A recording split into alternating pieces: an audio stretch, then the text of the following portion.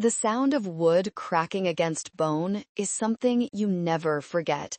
It's a dry, hollow snap that seems to hang in the air long after the noise itself has faded. That was the sound that ended my relationship with my family, though I didn't know it in that exact second. All I knew in that moment was the look on my daughter's face. It was a Sunday afternoon in late October. The Arizona heat was finally breaking, giving way to that crisp, golden light that makes Tucson feel magical. My daughter, Lily, who had just turned 8, was vibrating with excitement in the passenger seat of my sedan. She was clutching a wooden box wrapped in brown butcher paper and tied with a rustic twine bow. "Do you think Uncle Caleb will like it, Mom?" she asked for the 10th time since we left our driveway. "I sanded the corners just like you showed me. It's super smooth." I reached over and squeezed her knee. "He's going to love it, Lil. It's the best gift at the party because you made it." I wanted to believe that. I really did. But a knot of anxiety had been tightening in my stomach all week. My brother Caleb was turning 28. To most people, 28 is an age of adulthood, of careers, of building a life. To Caleb, it was just another year of being the prince of the Vance family. We pulled up to the house. It wasn't Caleb's house, of course. It was my parents' house, a sprawling ranch-style place that I had been paying the mortgage on for the last 3 years, since my father, Frank, retired early, due to a nebulous back injury that never seemed to stop him from playing 18 holes of golf every Tuesday. The driveway was packed. Caleb's BMW X5, another line item on my monthly bank statement, was parked right in the center, shining like a trophy. I parked on the street. "Ready?" I asked. Lily nodded, hugging the box to her chest. We walked inside, greeted by the smell of barbecue and the loud laughter of my parents' friends. My mother, Joyce, was holding court in the kitchen, a glass of Chardonnay in hand. "Imogen, you made it," she said, her eyes immediately scanning my hands. "Did you bring the cake?" "Hello to you too, Mom," I said, forcing a smile. "Yes, the cake is in the car. I'll grab it in a minute. Say hi to Grandma, Lily." Lily stepped forward. "Hi, Grandma." Mom glanced down at her, then back to me. "Her hair is a mess, Imogen. You couldn't brush it?" "It's windy outside," I said, my voice tight. "Where's the birthday boy?" "Out back. He's opening gifts." We went to the patio. Caleb was sitting in a lawn chair, surrounded by torn wrapping paper. He had a beer in one hand and was currently inspecting a new set of golf clubs my parents had bought him. I knew exactly whose credit card had paid for those clubs. Mine. "Hey, sis," Caleb shouted, his face flushed with alcohol. "Finally! I thought you bought Lost." "Happy birthday, Caleb," I said. Lily stepped forward, her small hands trembling slightly. She held out the brown package. "Happy birthday, Uncle Caleb. I made this for you." Caleb looked at the package. He didn't take it immediately. He looked at me, raising an eyebrow. "What is it? A jagged rock?" "Just open it," I said. He ripped the paper off. Inside was a hand-carved wooden box.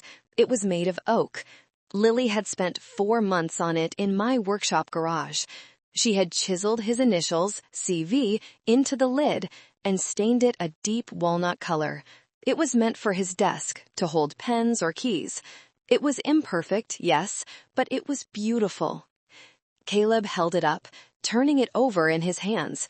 The crowd on the patio went quiet, waiting for his reaction. "A box?" Caleb said, his voice flat. "It's for your desk," Lily whispered, "for your pens." Caleb laughed. It wasn't a warm laugh. It was a bark of derision. "I ask for an Apple Watch and I get a wooden box? What is this, 18th century shop class?" "Caleb," I warned, stepping forward. "No, really, Imogen." He looked at me, his eyes glassy and cruel. "I'm trying to run a business here. I need tech. I need things that show status. What am I supposed to do with this? Store my loose change?" "I made it," Lily said, her voice wobbling. It's trash, Caleb sneered. Cheap, worthless trash. And then he threw it. He didn't toss it aside. He didn't drop it. He threw it back at her. The corner of the heavy oak box caught Lily right on the cheekbone. The sound, that terrible crack, echoed. Lily gasped, her hands flying to her face. A second later, the blood started to seep through her fingers. The box hit the concrete patio and shattered at the hinge. For a second, nobody moved. The world seemed to stop spinning. I looked at my daughter, blood trickling down her cheek. I looked at the broken box, and then I looked at my brother. He wasn't horrified. He wasn't rushing over to apologize. He was reaching for his beer, rolling his eyes as if her crying was an inconvenience to his celebration. "Oh, stop the drama," he muttered. "It barely touched her." My heart, usually a soft thing where my family was concerned, turned into a block of ice. I didn't scream. I didn't rush him. I simply walked over to my daughter, picked her up, and pressed my handkerchief to her cheek. Thank you so much for being here and listening to my story. I'd love to know where you're tuning in from today. Please leave a comment with your city or country below, and let's get back to what happened next. I expected an uproar. I expected my father to stand up from his grill and demand to know what the hell Caleb was thinking. I expected my mother to drop her wineglass and rush to her granddaughter. Instead, I got silence, then a chuckle. "Oh, come on, Imogen," my mother said, walking onto the patio. She waved her hand dismissively at Lily, who was now sobbing into my shoulder. "Don't make a scene. It was an accident. Caleb's just disappointed. You know how much he wanted that watch." "He threw a wooden block at a child's face, Mom," I said. My voice sounded strange to my own ears, low, steady, and terrifyingly calm. "He tossed it," my father chimed in, flipping a burger.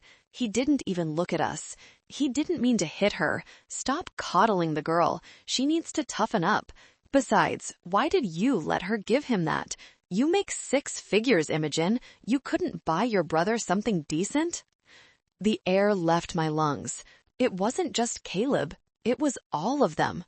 For years, I had told myself a story.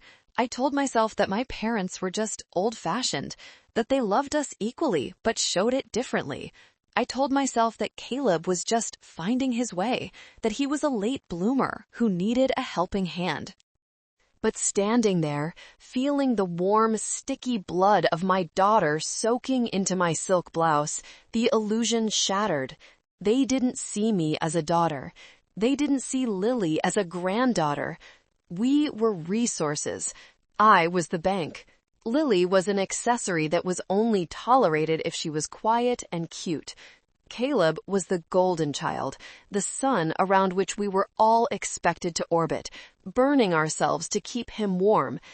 "Is that what you think?" I asked, looking from my father to my mother.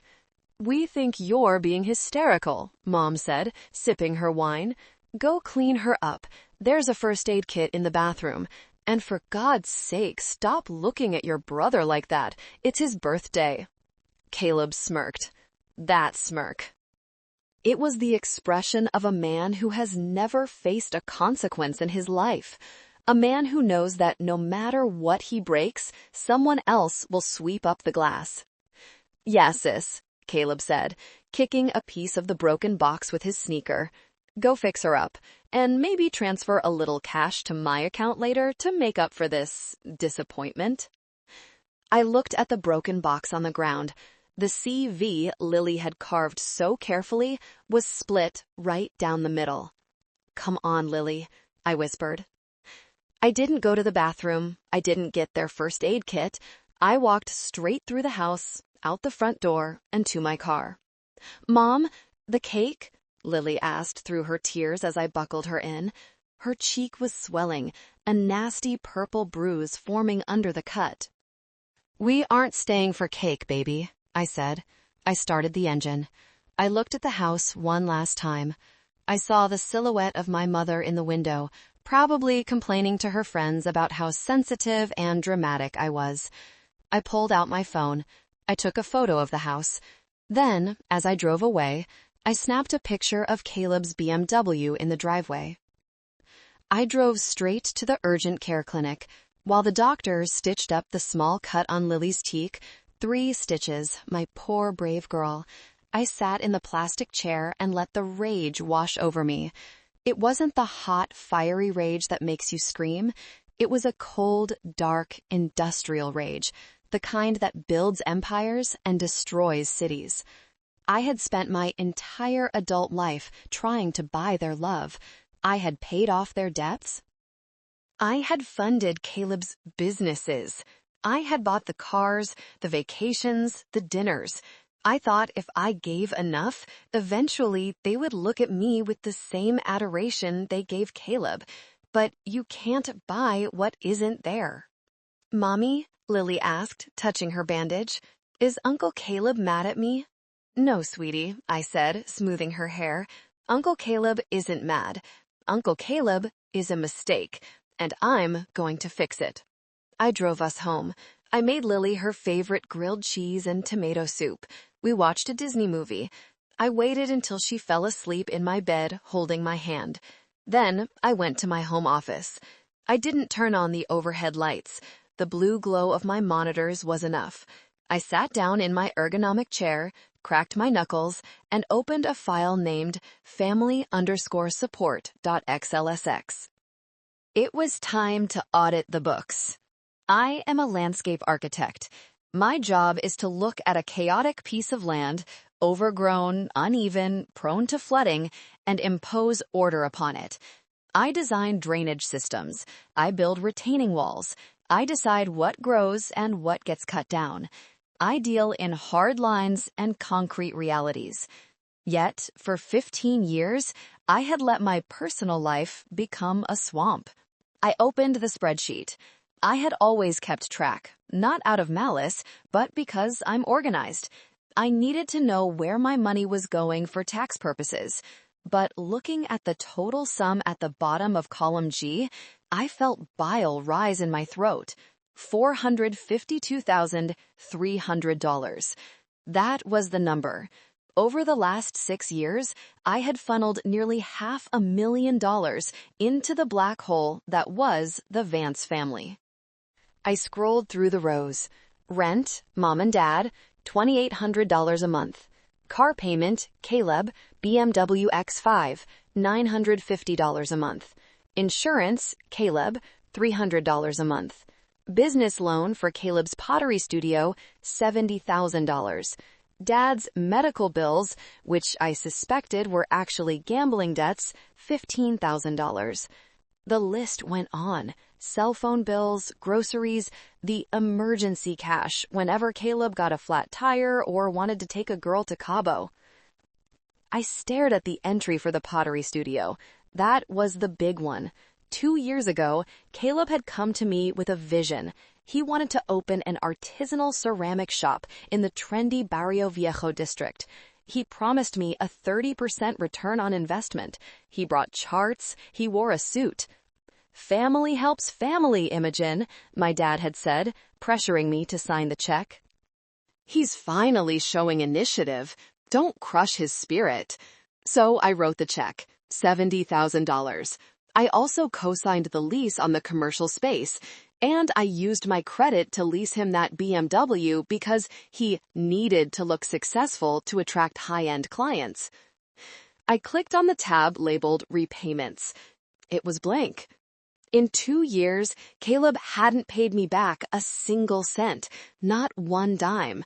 Whenever I asked, it was always, "Supply chain issues, Imogen," or "The kiln broke," or "I'm reinvesting the profits to grow."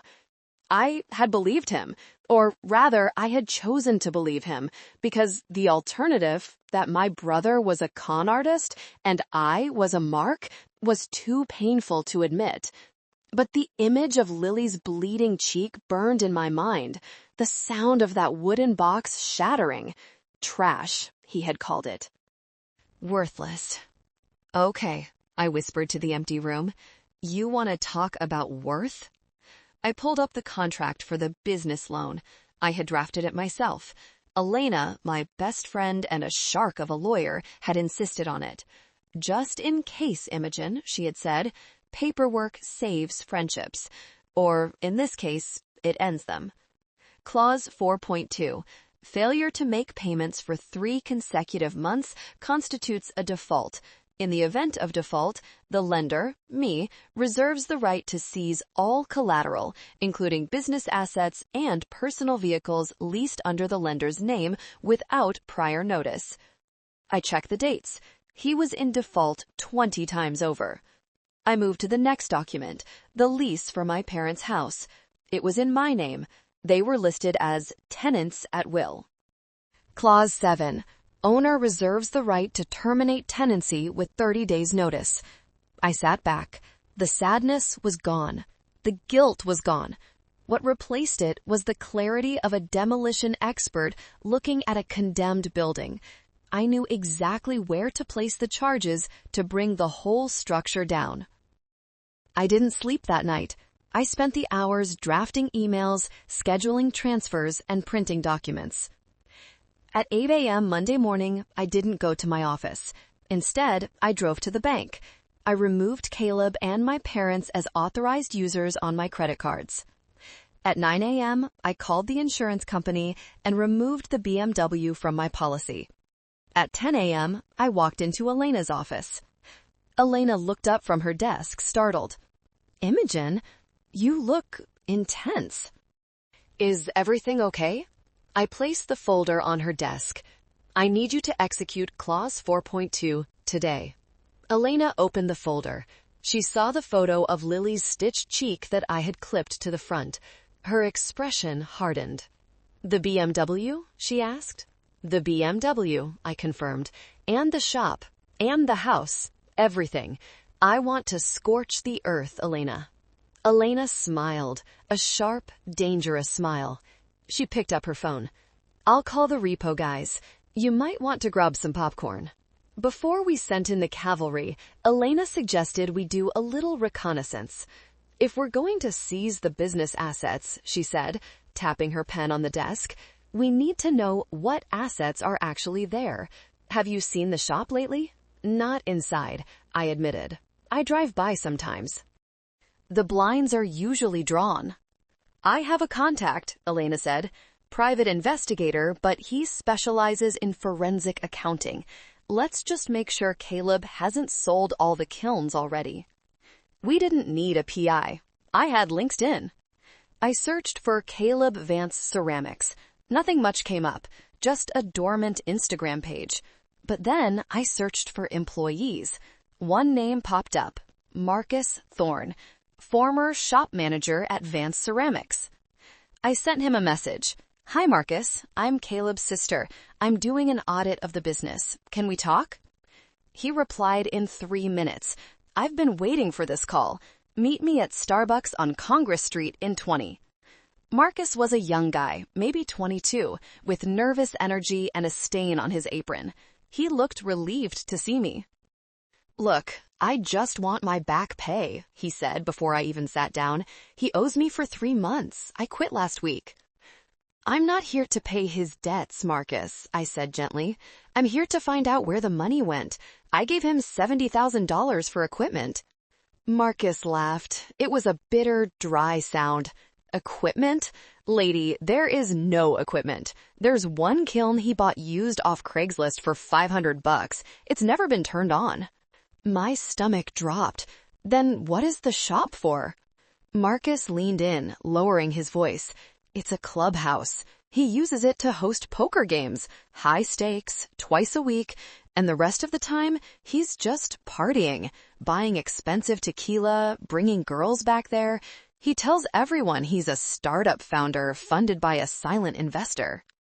Me, I whispered. I'm the silent investor. He calls you his golden goose, Marcus said, looking apologetic.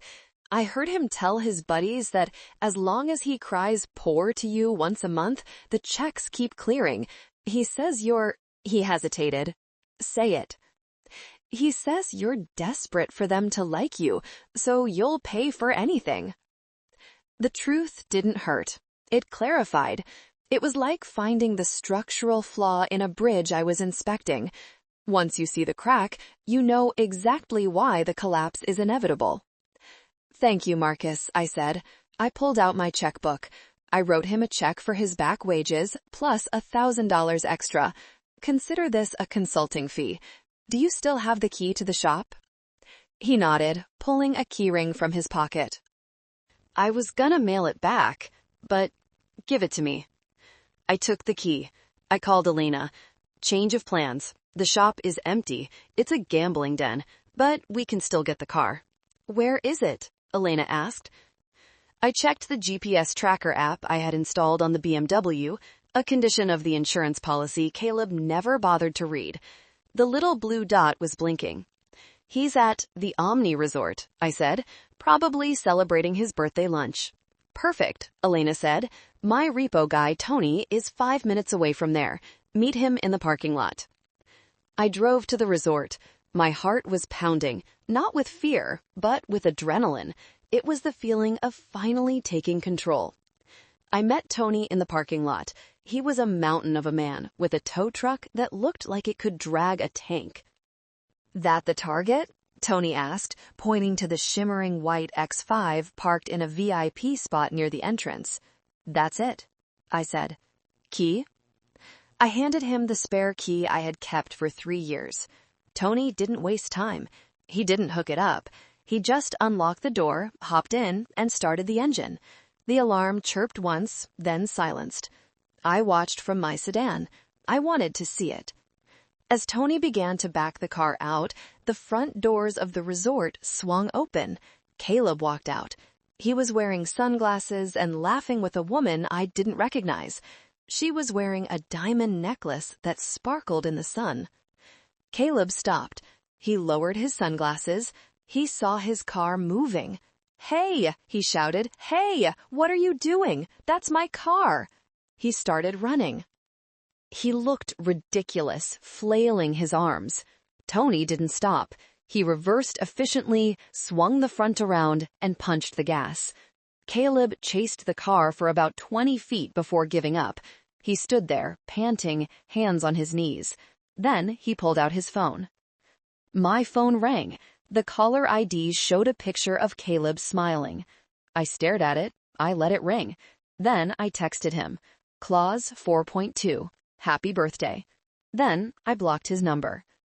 The satisfaction of watching the BMW drive away was intoxicating, but I knew it was just the first domino. The real war was just beginning. I went to the impound lot where Tony had taken the car. We needed to inventory the contents before selling it. Legally, anything inside that wasn't attached to the car belonged to Caleb, and I had to return it. I opened the door.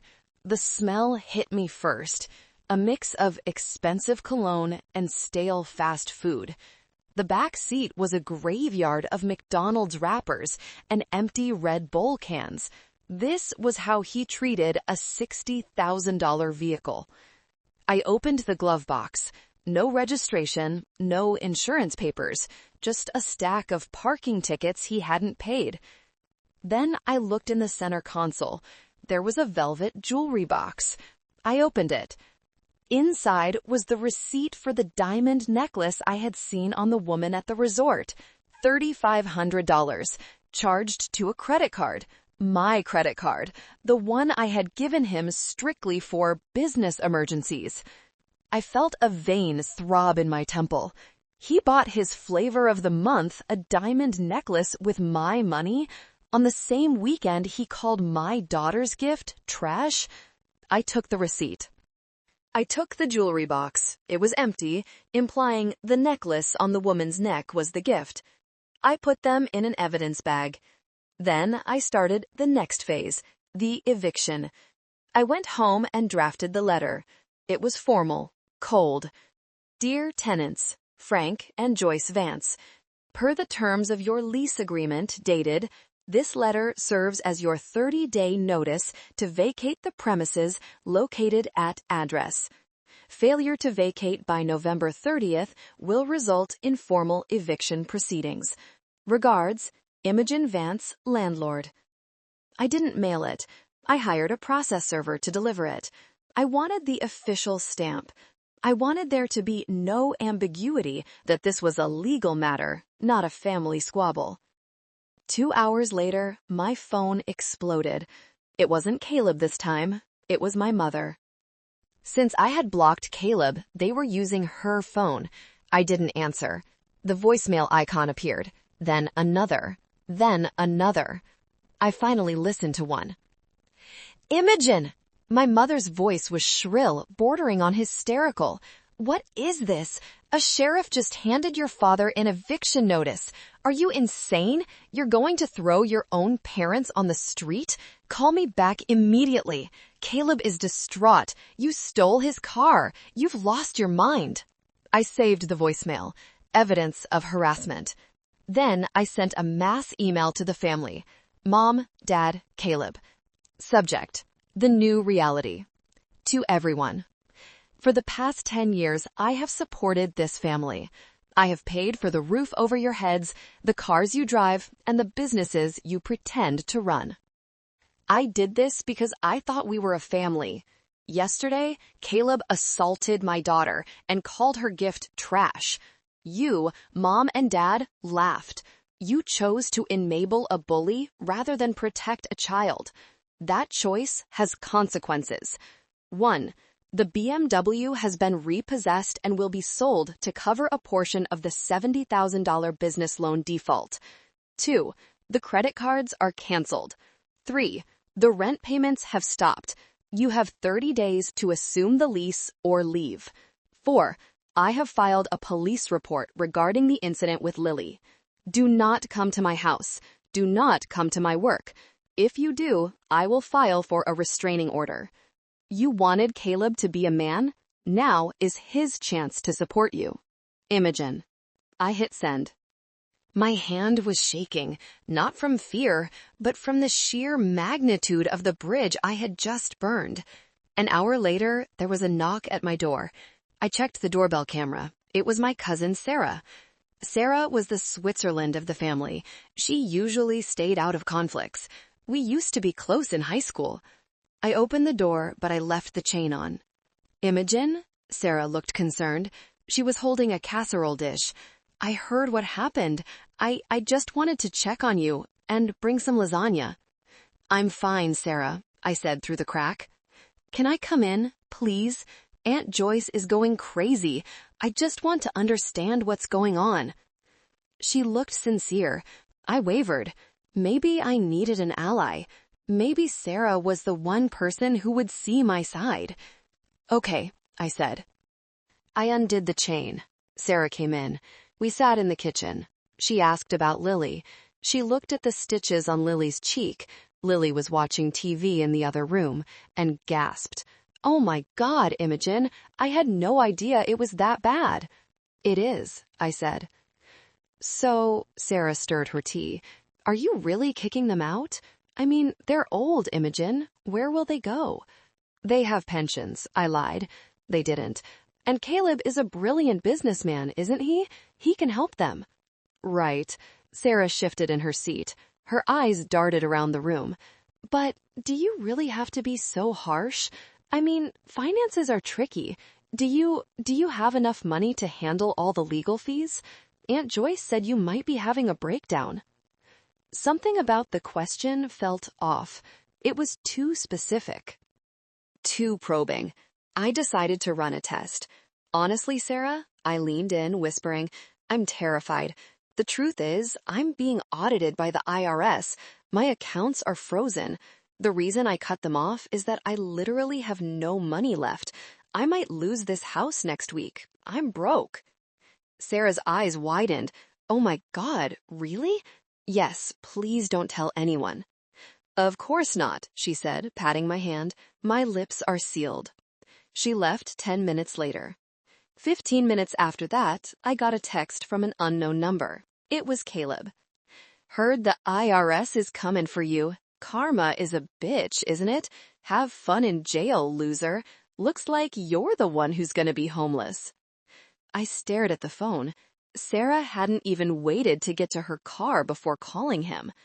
I screenshotted the text. Strike two, I muttered. The betrayal by Sarah stung, but it was useful. It confirmed that there were no neutrals in this war. Everyone had picked a side, and I was the enemy. But it also gave me a tactical advantage. They thought I was broke. When your enemy thinks you are weak, they get careless. They get arrogant. I went to work the next day with my head held high. I told my boss, Arthur Sterling, a brief version of the situation. Arthur is a 60-year-old real estate tycoon, a man who builds skyscrapers and eats sharks for breakfast. So, Arthur grunted, looking at the photos of the pottery shop I had taken earlier that morning, empty save for a poker table and crates of liquor. The brother is a leech, the parents are ticks, and you finally struck a match. That's about it, I said. Arthur nodded. Good. I need my lead architect focused, not drained by vampires. If they show up here, security has standing orders to toss them out. Thank you, Arthur. I thought the threat of homelessness would make my parents humble. I thought they would come to me, apologize, and beg for a compromise. I was wrong. Entitlement is a hell of a drug. 2 days later, my receptionist buzzed me. Imogen, your parents are here. They say it's an emergency. My heart hammered against my ribs. Send security. Wait, Arthur's voice came over the intercom. Let them in. I want to see this. I walked out to the lobby. My parents were there. My mother was wearing her fur coat, bought by me in 2019. My father looked red-faced and furious. They weren't holding hats in their hands. They were holding a placard, a literal cardboard sign. It read, Imogen Vance abandons her elderly parents. They were protesting in the lobby of a Fortune 500 architecture firm. How dare you? My mother screamed when she saw me. Heads turned. Clients in the waiting area stared. You ungrateful, wretched girl. You lied to us. We heard you're bankrupt. If you're going down, you aren't taking our house with you. We want you to sign over your condo to Caleb immediately. I stopped dead. Excuse me? The condo, my father shouted. The rental property you have downtown. Sign it over to your brother. If the IRS seizes your assets, they'll take it. Give it to Caleb so he can sell it, and we can buy a place. It's the least you owe us after ruining his reputation. The audacity was breathtaking. They actually believed the lie I told Sarah. And instead of offering to help me, they were here to loot the burning building. You want me to commit fraud? I asked loudly, making sure the security guards heard.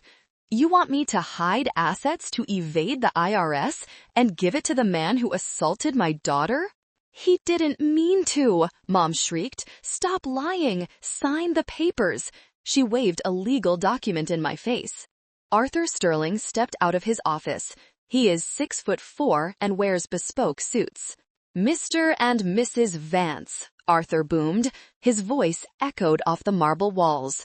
My parents froze. I am Arthur Sterling. This is my building. You are currently trespassing. And you are attempting to coerce my employee into committing a federal crime in front of witnesses. My father shrunk. We're just handling family business. This is a place of business, Arthur said. Security. 2 burly guards stepped forward. Escort these people out. If they return, call the police. You can't do this, Mom cried, as they were grabbed by the elbows. She looked back at me, her face twisted in hate. You're dead to me, Imogen. Dead. The feeling is mutual, I said. As the doors closed behind them, Arthur turned to me. You okay? I took a deep breath. I felt lighter than I had in years. I'm better than okay. I'm done. But they weren't done. That afternoon, I got a call from an unknown number. I answered, thinking it might be the lawyer. Is this Imogen Vance? A woman's voice. Shaky. Yes, who is this? This is Chloe, Caleb's ex-wife. I paused. We had been told Chloe was crazy, that she was a stalker who tried to ruin Caleb's life. That's why they divorced 3 years ago. What do you want? I asked, guarding myself. I heard what you did, Chloe said, taking the car, cutting him off. Imogen, you need to be careful. You don't know who he owes money to. I know about the poker games, I said. No, Chloe whispered. Not poker. The sharks. The loan sharks. He owes $40,000 to some bad people. He was using you as the collateral. He told them his rich sister would cover anything. Now that you've cut him off, he's desperate, and desperate men do dangerous things. A chill went down my spine. Why are you telling me this? Because, Chloe said, her voice breaking, he forged your signature on the loan documents. I saw the papers. The revelation hit me like a physical blow. Forgery. Loan sharks. Are you sure, Chloe? I asked, gripping the phone. I took a picture of it before I left him, she said. I kept it as insurance in case he ever came after me. It's a promissory note to a guy named Vinny. Your signature is at the bottom as the guarantor. It looks almost real. Send it to me, I said. Please. She texted the image. I zoomed in. There it was. My name. My signature, or a decent tracing of it, dated 6 months ago. I forwarded it immediately to Elena. Subject: emergency, fraud. Added to the pile. This changes everything. It's not just civil anymore. It's criminal. Elena called me back instantly. Imogen, this is a felony. Identity theft, fraud. If these loan sharks are real, you need protection. Have you changed your locks? Not yet. Do it, now. And get cameras. If Caleb is cornered and these guys are pressuring him, he's going to come to the only source of money he's ever known. I left work early. I went to the hardware store and bought reinforced deadbolts. I bought a Ring camera system and motion sensor floodlights. I spent the evening installing them. Lily helped me hand me the screws. Are we building a fort, Mom? She asked innocently. Something like that, baby. A super secret fort where only girls are allowed. We ordered pizza. We camped out in the living room. I kept my phone close, watching the live feed of the front porch. At 9 p.m., the motion sensor chimed. My heart jumped. I looked at the screen. It wasn't Caleb. It was a man I didn't know. He was wearing a leather jacket and smoking a cigarette. He walked up to my porch, looked at the camera, smiled, a cold, dead smile, and taped a piece of paper to my door. Then he walked away. I waited 10 minutes before opening the door. I pulled the paper off. It was a photocopy of the loan document with my forged signature. Written in red marker across it were the words 7 days, or we take collateral. They thought I was the cosigner. They thought I was liable. I called the police. Officer Miller arrived 20 minutes later. He was a kind man, older, with weary eyes. He took the note. He looked at the camera footage. We'll patrol the area, Miss Vance, Miller said. But these debt collectors, they operate in the gray zones. Technically, this is a threat, but it's vague. However, the forgery is solid. We can bring your brother in for questioning regarding the fraud. Do it, I said. It might take a day or two to locate him if he's hiding. Stay safe, keep the doors locked.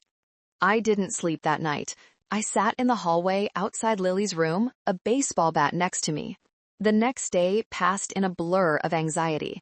I sent Lily to stay with her father, my ex-husband, who was a decent man, just not the right one for me, for a few days. I told him it was a termite fumigation issue. I didn't want him to know the danger. I was alone in the house. Night fell. At 2 a.m., the motion sensor chimed again.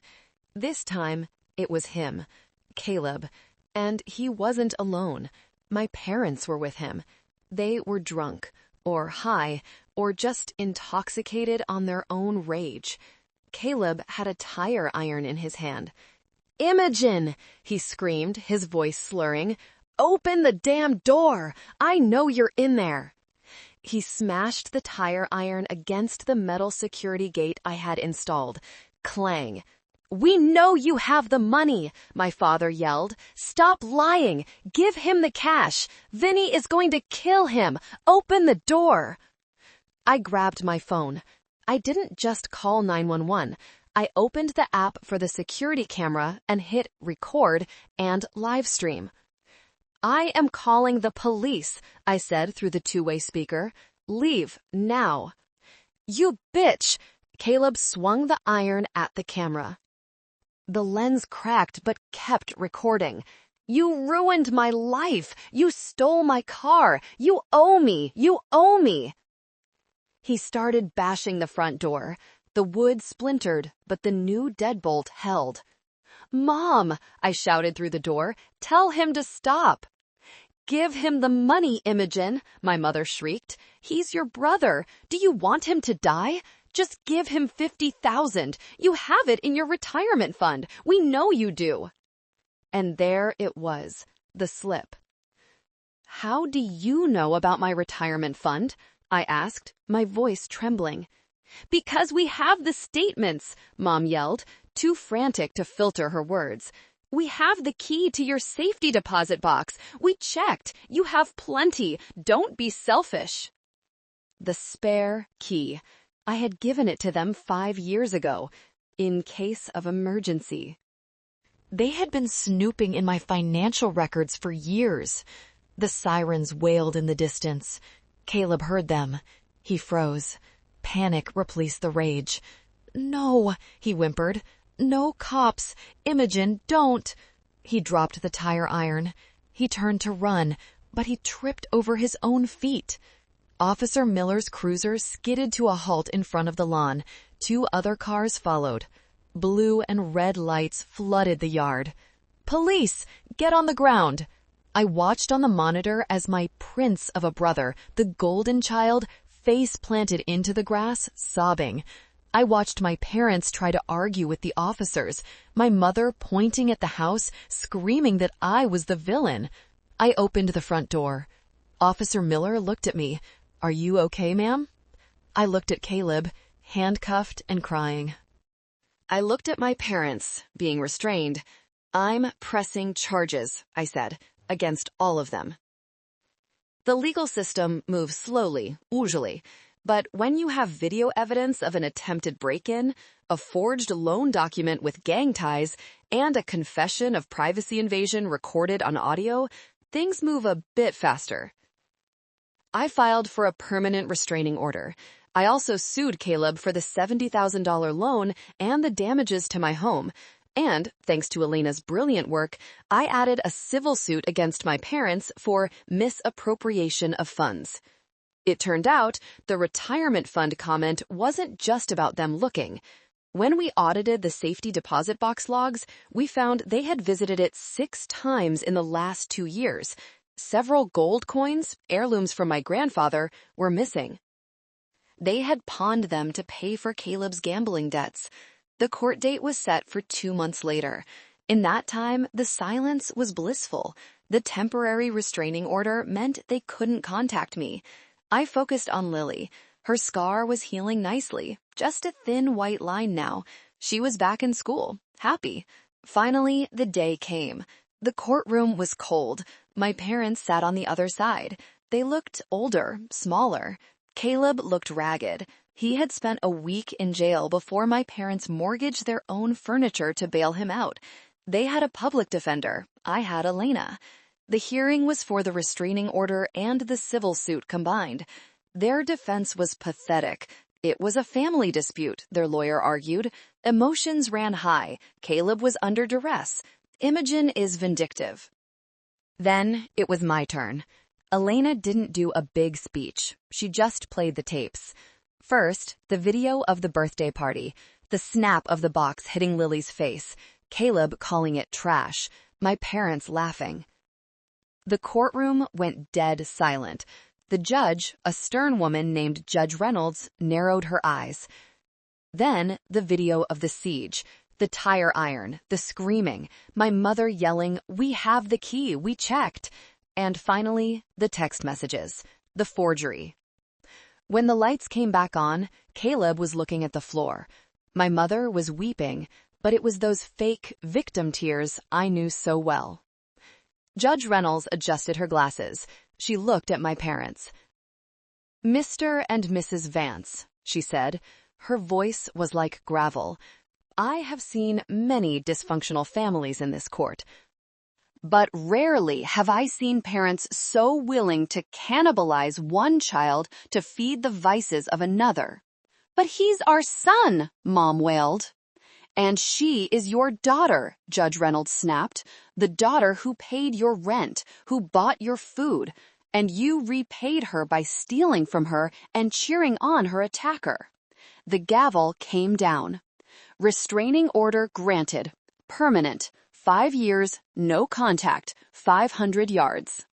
As for the civil suit, judgment in favor of the plaintiff. Caleb Vance is ordered to repay the $70,000 loan plus legal fees. Given his lack of assets, his wages will be garnished for the foreseeable future. And regarding the theft of the heirlooms, I am referring this matter to the district attorney for potential criminal charges against Frank and Joyce Vance. My father gasped. "Criminal?" "You stole from her safety deposit box," the judge said. "That is grand larceny. Get out of my courtroom." I walked out. I didn't look back. If you are enjoying this story of justice, please hit that like button and type the number 1 in the comments. It lets me know you're riding this wave with me. Your support helps me tell more stories like this.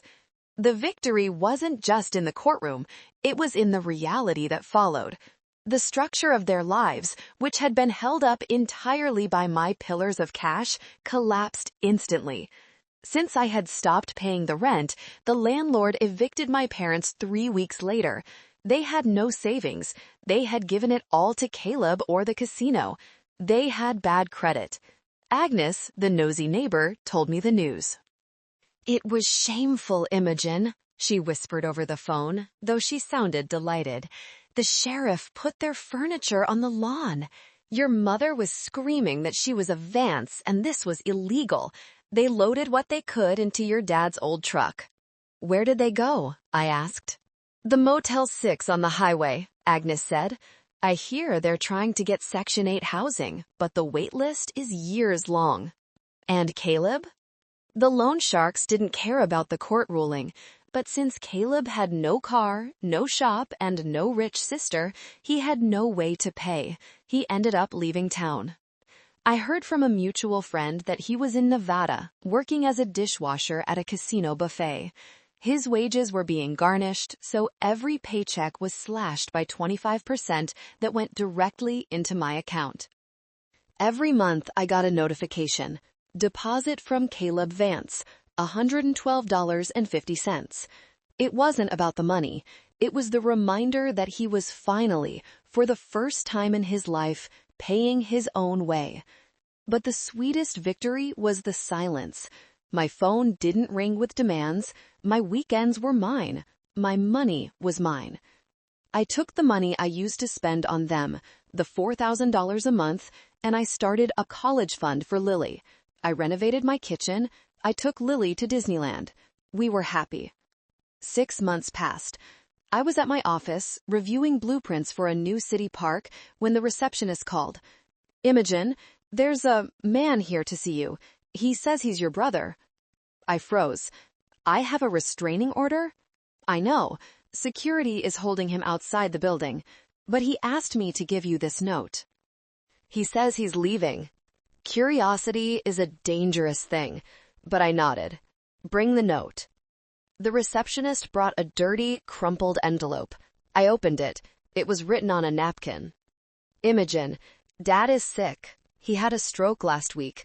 The stress. We are living in the truck now because we ran out of money for the motel. Mom is asking for you. I know I messed up. I know you hate me, but they are your parents. Please, just help them. I promise I'll disappear. Just help them. See. I stared at the note. I felt a pang of guilt. It's hardwired into us, isn't it? The duty. The idea that no matter what, you don't let your parents sleep in a truck. I looked out the window. I saw Caleb down on the sidewalk. He looked thin, older. He was wearing dirty jeans. I thought about the stroke. I thought about my mother sleeping in a car. Then I thought about Lily's face. I thought about trash. I thought about the forged signature that could have got me killed by loan sharks. I thought about the stolen gold coins. I realized that if I helped them now, nothing would change. They wouldn't be grateful. They would just think they had won again. They would think that if they hurt themselves enough, I would come running. I picked up a pen. I wrote on the back of his napkin. The hospital has social workers. There are shelters. You are an able-bodied man. Figure it out. Do not come back. I put it in a fresh envelope. I included a brochure for a local homeless shelter and a list of free rehab clinics. I handed it to the receptionist. Give him this. And tell security if he isn't gone in 5 minutes, call the police. I watched from the window. Caleb took the envelope. He opened it. He looked up at my window. I didn't wave. I just closed the blinds. Time is a funny thing. When you are living in a state of constant crisis, time feels like a trap. Every ring of the phone is a bomb timer. Every knock at the door is a threat. You live in minute-to-minute survival mode. But when you finally cut the wire, when you finally silence the noise, time expands. It becomes a canvas. It has been 18 months since I stood in that courtroom. 18 months since I watched the police cruiser take my brother away and saw my parents being evicted from the life I had built for them. People ask me, Imogen, do you miss them? And I tell them the truth. I miss who I wanted them to be. I miss the fantasy of the loving parents and the protective brother. But I do not miss the reality. I do not miss the knots in my stomach. I do not miss checking my bank account with one eye closed, terrified of what I might find. My life today is unrecognizable from the wreckage of 2 years ago. Let's start with the house. That house used to be a fortress. I had cameras pointing every which way, locks on every door, and the air was always thick with the ghost of their expectations. I renovated. I didn't just paint the walls, I changed the energy. I turned the guest room, the room my mother used to stay in whenever she wanted to complain about her husband, into a library. I bought a velvet armchair, the kind you sink into, and floor-to-ceiling shelves. It's my sanctuary now. And the garage, the place where Caleb had once mocked Lily's work, it is now officially Vance and Daughter Woodworking. I bought proper ventilation, professional-grade saws, and a sanding station. Lily and I spend our weekends there. It's not just a hobby anymore. It's our therapy. There is something profoundly healing about taking a rough, jagged piece of timber and smoothing it down until it shines. It reminds me that we can do the same with our lives. We can sand away the rough edges of our trauma until we find the grain of strength underneath. Lily is 10 now. She is thriving. The scar on her cheek has faded to a tiny, barely visible white line, a battle scar she calls her Harry Potter mark. She doesn't flinch when people raise their voices anymore. She walks with her head high. Last month, she entered the state junior craftsmanship competition. She didn't make a simple box this time. She built a birdhouse. But calling it a birdhouse is an insult. It was a miniature Victorian mansion, complete with tiny shingles she carved individually. I watched her present it to the judges. She was articulate, funny, and proud. She didn't look for approval. She simply shared her work. She won Best in Show. When she held that trophy, she didn't ask if Uncle Caleb would like it. She looked at me and said, "Mom, we need a bigger shelf." That's the victory. Not the trophy, but the absence of the need for validation from people who can't give it. Professionally, my career has exploded. It turns out, when you aren't draining 40% of your mental energy worrying about your family's drama, you have a lot more brain power for your job. Arthur Sterling promoted me to senior partner. I'm currently leading the design for the new City Botanical Gardens. It's a project close to my heart. I designed a specific section called the Resilience Garden. It features plants that thrive in harsh conditions, cacti that bloom in drought, flowers that grow through concrete. I put a small plaque on a bench in that garden. It doesn't have a name, just a quote. Bloom where you are planted, but don't be afraid to transplant yourself if the soil is toxic. And what about them? The ghosts of my past? I keep my word. I don't look for them. But Tucson is a small city, and news travels. I heard from Sarah, who has slowly earned her way back into my life, though on strict boundaries, that my father is in a state-assisted living facility. His health declined rapidly after the eviction. Without my money to cushion his lifestyle, the years of neglect caught up with him. My mother lives in a subsidized senior apartment. I'm told she spends her days bitter and angry, telling anyone who will listen, the mailman, the cashier, the neighbors, about her ungrateful millionaire daughter who abandoned her. She plays the victim with Oscar-worthy dedication. Caleb is the one who surprised me. 6 months ago, I received a letter. It wasn't sent to my house. It was sent to my lawyer, Elena. It was from a rehabilitation center in Nevada. Imogen, it read, I'm 90 days sober today. Gambling and alcohol. I'm working in the kitchen here. It's hard work. My hands are blistered. I hate it, but I'm doing it. I'm not writing to ask for money.